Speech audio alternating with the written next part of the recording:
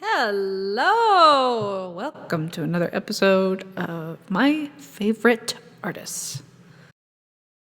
Today, we're going to talk about Daft Punk.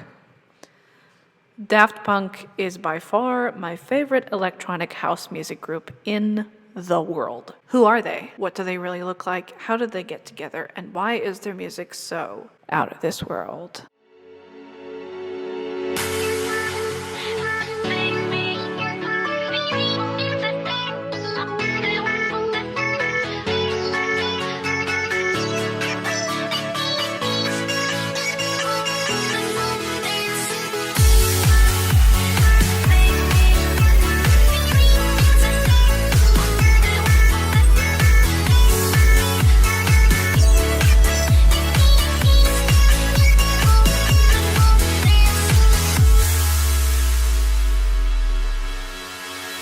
Like I said, Punk has only done 5 albums in the course of 16 years, and they've not done a full extended play since 2013, and we're not even sure when the next album will drop. I suppose they're going for quality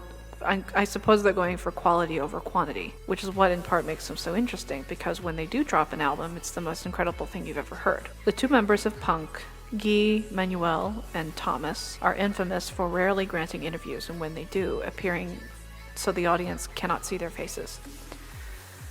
So, a little bit of their history. Punk got started in '93. They were formed by French house musicians Guy Manuel and Thomas Bangalter. Guy was born on the 8th of February in '74. He's 46 as of 2020, which I'm surprised about. Thomas was born on the 3rd of January in '75, so he's 45. Guy and Thomas met in '87. They attended the same secondary school in Paris, and they became best friends while they were there. They started recording demos together. They eventually formed a group called Darlin, a guitar-based band with another friend, in 1992. After one of their songs was released by Duophonic Records, they were invited to open for shows in the UK. I never knew how they got their name because their name is so cool. They actually got their name from a bad review of one of their first shows with Darlin. One reviewer wrote that their sound was a daft, punky thrash. After they finally found their name, Guy and Thomas began to experiment with a more electronic sound. Their first single was The New Wave, and it was released in '94. After that came Daft Punk, which was Punk's first successful single. After having some success, they tried finding a manager. They eventually signed with Virgin Records in September of '96. Despite them getting multiple offers from various record labels, they wanted to wait to find the right fit, as they didn't want to lose creative control of their work. Surprisingly, in the mid to late '90s, Punk would often perform live without costumes. I didn't know that. Their first public performance in the US was in '96. They also performed at clubs. Their debut album was Homework, and it came out in 1997. That same year, UK dance magazine Music wrote that Homework was, quote, one of the most hyped debut albums in a long, long time.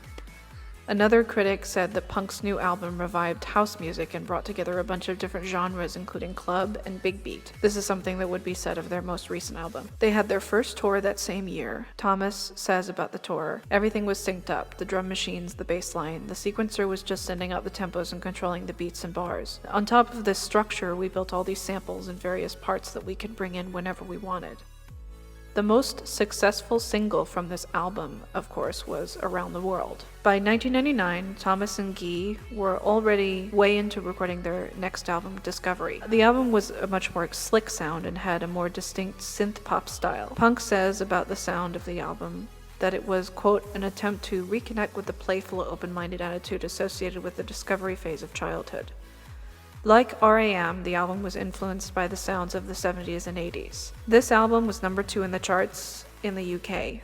One More Time was also a major hit. Harder, Better, Faster, Stronger, Digital Love, and Face to Face were also hugely successful on this album. In '03, the animated film 5555, The Story of the Secret Star System, was produced by Punk. March of '05 saw the release of their third album, Human After All, which only took 6 weeks to write and record. This is the fastest time that they ever wrote, produced, and recorded an album.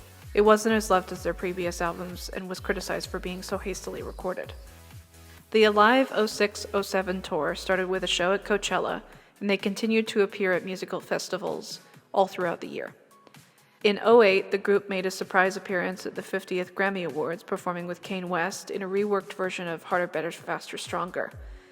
It was said to be the first live television performance of their career.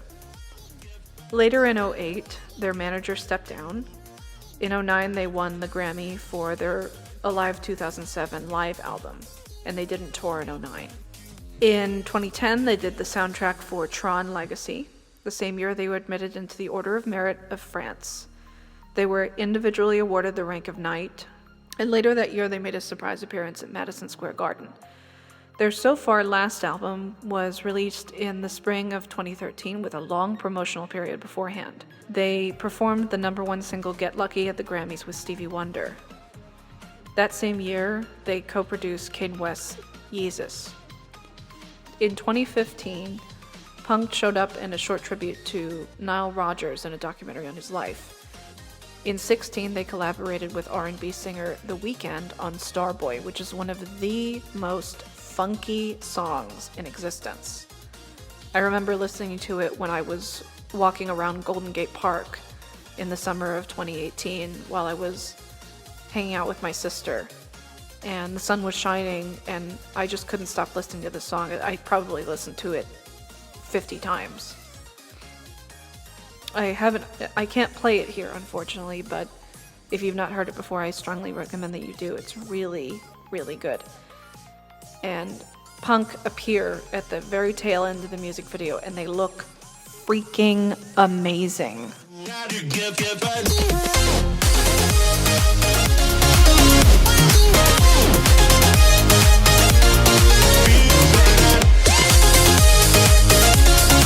Right now I'm going to talk a little bit more about their album Random Access Memories because it's my favorite album of theirs. It's the album that I'm most familiar with, and it's the first album that I ever listened. It's the first album that I listened to all the way through. I know all the, the big songs like Harder, Better, Faster, Stronger, and all those other things, but Random Access Memories to me is one of the greatest albums of the 21st century, in my opinion. Ram was actually, I didn't know this, but Ram was actually recorded over the course of 5 years, from '08 to '13.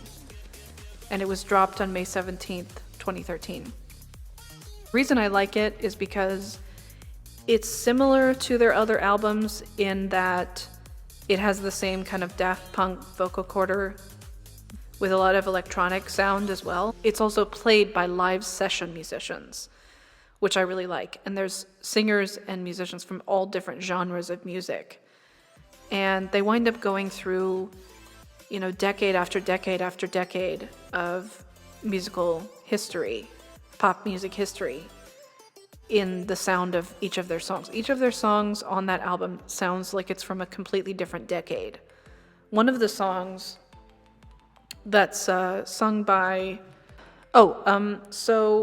their song Touch, that features Paul Williams. Paul Williams, the reason I know him is because he did something with the Muppets many years ago, and I remembered his voice, and I was like, oh my god, that's that guy from the Muppets. So this song is just, it's almost got like a dandy kind of, 1800s piano kind of honky-tonk kind of sound to it, in the middle, after the vocal part, which is bizarre because you wouldn't think that kind of sound would be in a Daft Punk album. The song Giorgio is a really, really cool song.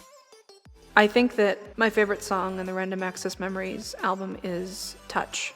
It's a beautiful song. I like the album also because it's almost telling a story. It's almost like telling the story of a robot or an alien from outer space who's trying to find a way to be human, which is kind of the theme of a lot of their music. For example, their album Human After All that's kind of what it seems to be about, is that despite the fact that they look like robots, that they actually are human. It's also about music and being creative. Touch is almost like, to me, it's like an alien or a robot that has never really been touched before is trying to figure out what it's like to be touched, or something like that. I think that my probably my favorite song beyond Touch is Motherboard. I actually created a solo physical theater piece to this piece, pretending that I was being lifted up into the clouds by an alien spaceship, and then I suddenly was seeing members of my family who had died a long time ago in this spaceship somehow. It's a very inspiring piece. The ending part with the piano part, something like that. Oh, man, it's absolutely gorgeous. I think I've probably listened to that like another approximately 50 bazillion times. So if you haven't, I'm sure that if you're watching this video that you've heard all of this stuff before, but if you haven't, you need to listen to this because it's amazing. So a little bit more information. This album combines many different musical genres, including disco, prog rock, pop, and electronic music. For this album, they hired session musicians, like I said, to play live, and limited the use of electronic instruments to drum machines, a custom-built modular synthesizer, and Vincent's vocoders. Punk collaborated with many other famous musicians for the album, including Giorgio, Paul Williams, Panda Bear, and Pharrell Williams. Upon release, the album topped the US Billboard 200 and sold more than 339,000 copies within the very first week. It was certified platinum by the RIAA and topped the charts in a multitude of other countries. Get Lucky was one of the best-selling digital singles of all time, and the album won multiple categories in the 2014 Grammys, including Album of the Year. And the performance at the Grammys featured Pharrell Williams singing with Stevie Wonder. So thanks for watching. I'm not sure what I'm going to do next, but keep your ears and eyes peeled, and I'll see you next time. Thanks for watching.